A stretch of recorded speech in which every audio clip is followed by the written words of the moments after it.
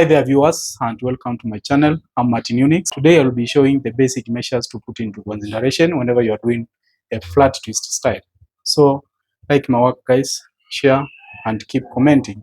Let's have fun. So to begin with, I just want to differentiate between the flat twist and the regular twist. Now when it comes to flat twist, it lays back, it's a style that lays back on the scalp surface with a seamless, appearance on the scalp surface. Whereas the regular twists, which are now the rope twists and the normal regular twist-ups, which are meant by twisting two strands together, usually sit on the scalp, giving that aspect of length, volume, and fullness to the style. So let's kick off by doing the flat twist. So this is the way to go. You start by picking the strands. For instance, let me start at this level.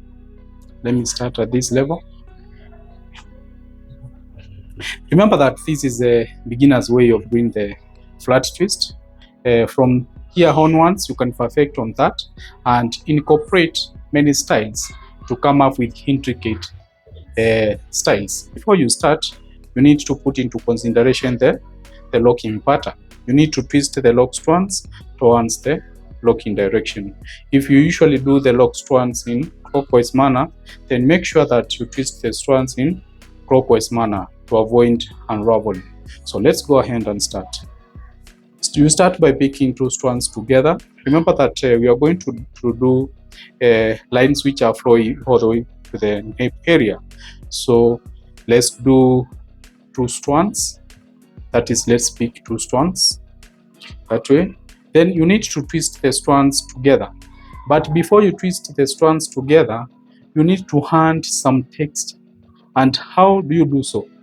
You hand some texture on the lock strands by twisting both lock strands in clockwise manner, just a little bit. Have a look, just a little bit, without causing tension.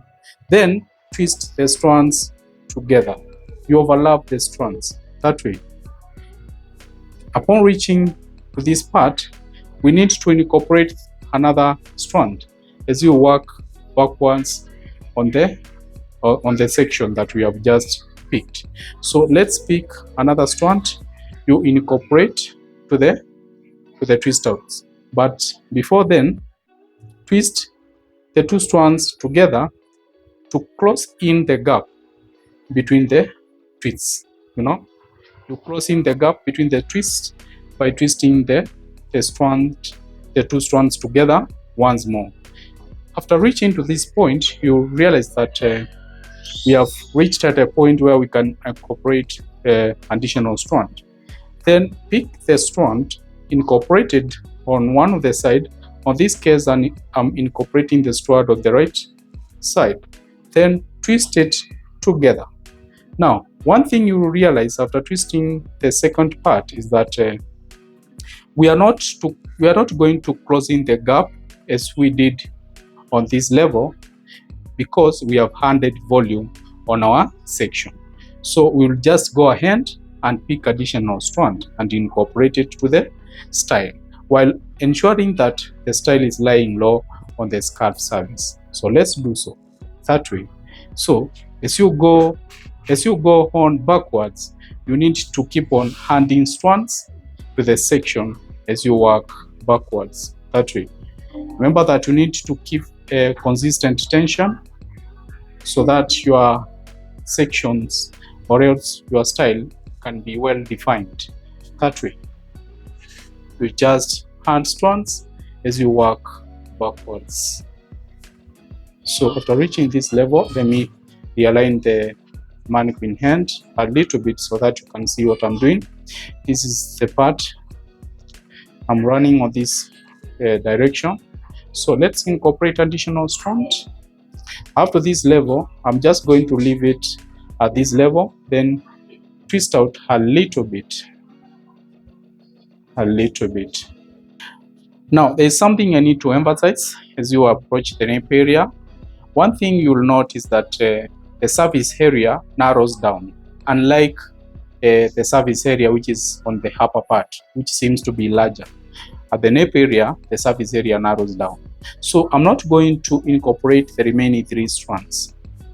Reason being that I'll need to incorporate these strands to the other sections which are coming after these ones, after the middle sections, that is. So those are some of the ideological tricks that we usually do whenever we are styling. At times we need to manage the space, more so whenever the space narrows down. So let's go ahead and do another section together.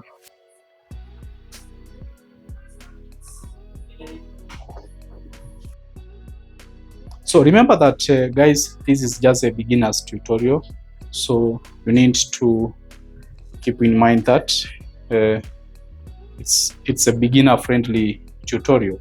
So let's go ahead and do another flat twist. Pick the strands together, assuming now that you have gotten the momentum, because we have done it in a slow down fashion as we began the first flat twist. Let's go together, pick the strands. Remember to twist the strands a little bit in clockwise direction, both of them. You can have a look. This side clockwise, this side clockwise. That way, twist them together, that way.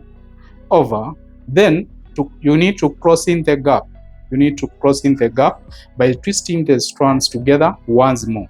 Remember, we are just beginning and the volume of the section is wanting. So we need to twist together so that we can cross in the gap and maintain the texture.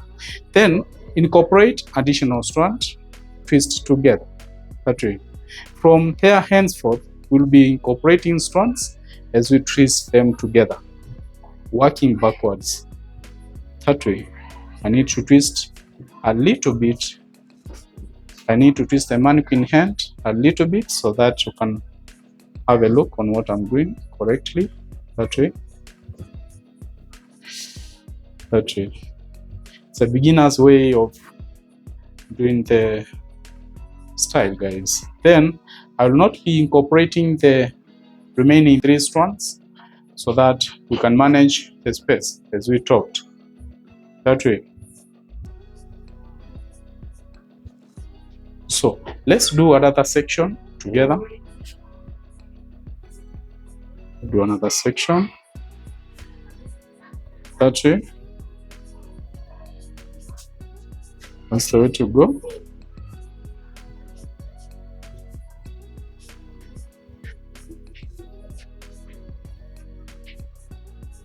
So at times you'll have to be skipping some strands as you work backwards.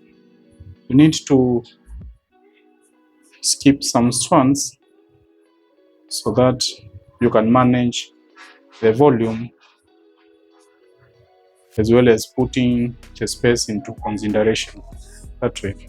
So as we move on, sloping downwards, the volume of the strands will keep on decreasing. So if you can have a quick look on what I've just done, this is the way the flat twist lines looks like. Have a look. They are so well defined. Why? Because I've been maintaining a consistent amount of tension as I do the strands from beginning from the crown area all the way to the nape area.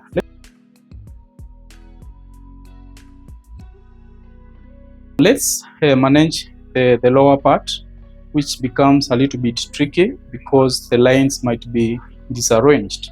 So whenever we are doing the lines, at times we'll be forced to pick some strands from the scalp loosely so that we can align our section flowing all the way to the nape area in a certain direction. Let's go ahead and start. Twist the strands together. That way. Incorporate additional strands as you work backwards.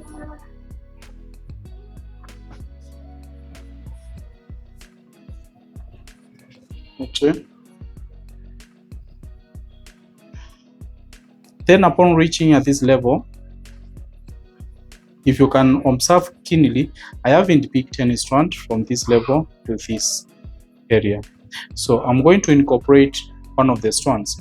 Remember that the there's 3 strands which we were leaving behind whenever we were doing the first section. I picked one of the strands and I incorporated to this second section here. Then there are remaining 2 strands. I will be picking another additional strand from this area to incorporate to the braid that way. Then you twist it a little bit and leave it at a certain level. Have a look. Nice. Let's do another section. Just twisting the sections together. Incorporate additional sections. So work on and on backwards.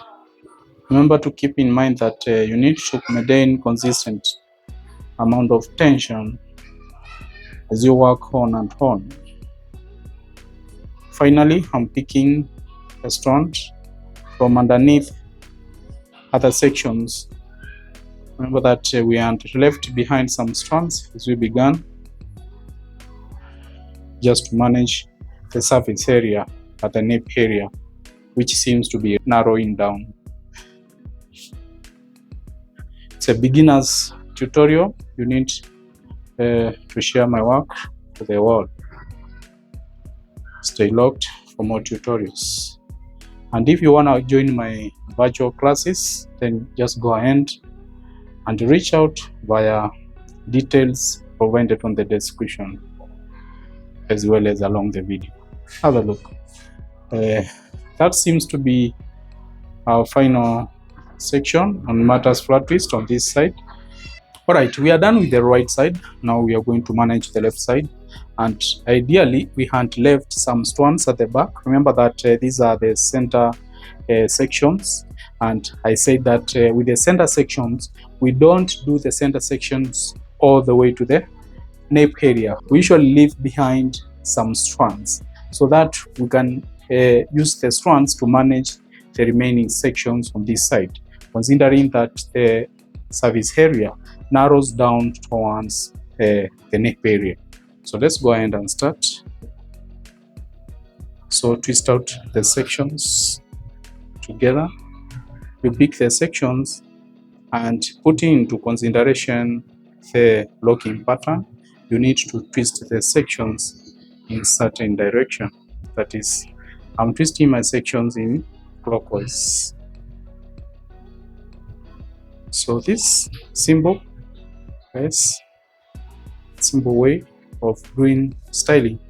So I hope that you're getting it right.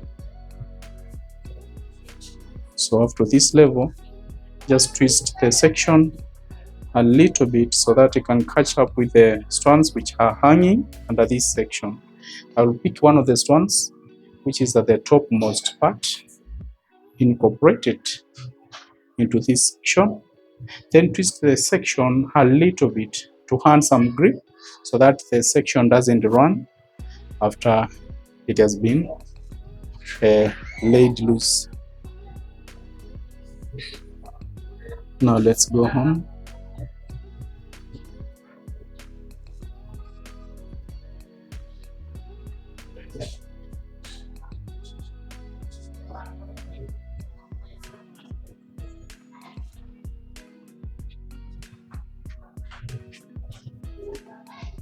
So you keep on skipping strands. Like now I'm going to skip this strand here so that it can be incorporated on this section.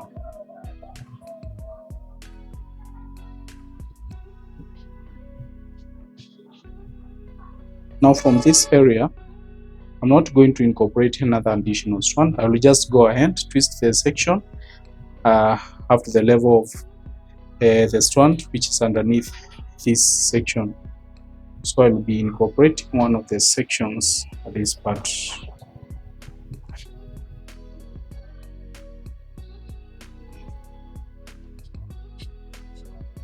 This helps to realign the sections at the back.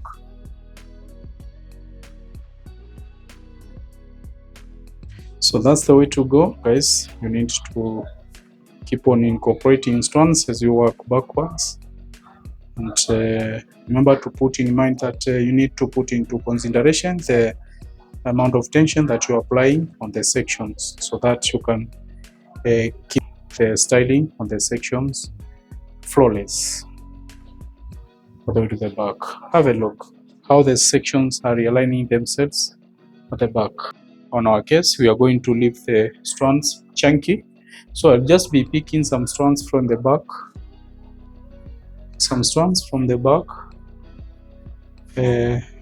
let them come across.